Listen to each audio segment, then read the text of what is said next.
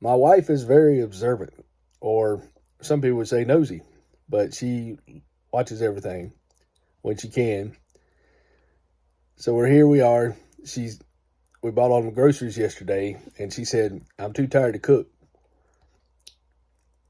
but I met her, and then she went off to her friends, so she can do that. So I don't know. Probably too lazy to cook. I love you, baby.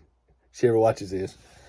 But she said she felt bad, but then she's driving around. So anyway, but the weird thing, we was at Waffle House, and a man, he had his beard about like me about a month ago, but it was out to here and it was all over the place. I don't know if he's homeless or strung out on drugs or what. But I was watching him. He kept going back and forth outside, because you can see out the whole windows. And it's kind of strange, you kind of get your little radar up when people act strange and you're like, what's going to happen? So the guy comes in, then he goes out, comes in, finally sits at a table. And, it's mental illness or something demonic. I don't know. But it's something weird or drugs or whatever. But the guy's talking to himself and he's like having a conversation, very violent, like somebody tell him to do something and just mumbling, talking. And then he'll speak up. He told the waitress, he said he wanted this and that, and then he changed it, said he didn't have $2. But I'm kind of just making sure he don't hurt my wife or me. So he orders his food, he gets it, he takes off out the restaurant. And he's gone probably about 10 minutes. And that food was about $10, they said. So we paid for our food and was out there in the car, and I seen him coming back across the road from a gas station. So I'm assuming he went over there and panhandled and got some money to come back over here and pay for his food. I'm not sure.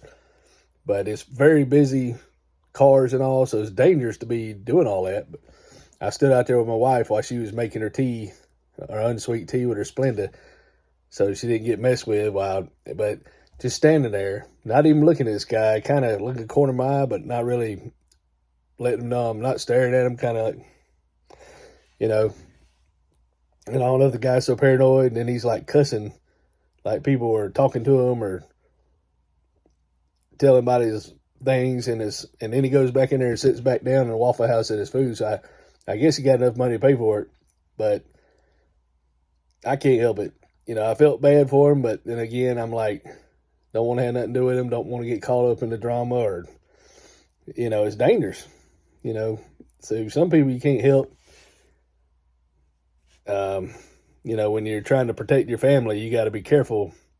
And then you're the one that protects your family. You can't put yourself in harm's way to endanger yourself. But luckily it went okay. And I was thinking, yep, this is the price we're going to pay going out to eat. We're going to get hurt. But he was there the night before, the waitress told us. And that's what made it worse. And said he locked himself in the bathroom for 2 hours. And they had to run him off eventually. So, we already had a kind of bad vibe before he come in there doing all that stuff. It's crazy. So be careful out here. And then on the way home, the country roads, looks like they had a vehicle accident. So about 20, 30 cars, 50 cars, a bunch of them. And one or two cars are trickling by me, coming from the opposite direction. So I did a 3-point turn, went down and caught the road and went around, and people flying, and everybody got the bright lights on, so people driving crazy. And I noticed people walk down the road, so somebody could have hit somebody walking down the road. So just be careful. A lot of people are not paying attention to what's going on, and then you got crazy people in public situations.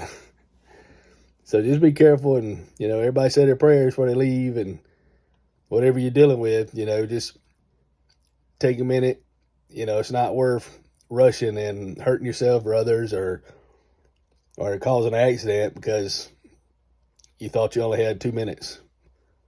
You know, we all got to sleep every day. We had to sleep unless, you know, you get insomnia. But basically, if you're a normal human being, you have to sleep about a third of your life. So you had to recover and rest.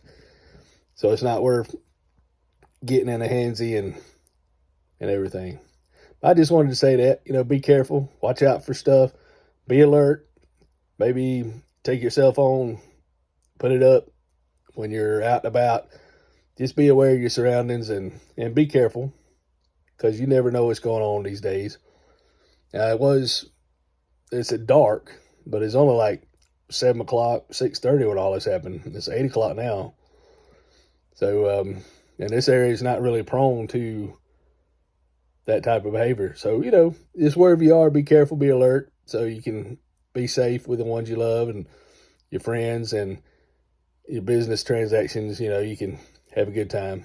I just wanted to say that because I know it's this time of year and it happens all the time, but this time of year it seems like it's a lot worse because of all the expectations and everything. But y'all be safe out there and y'all have a good one.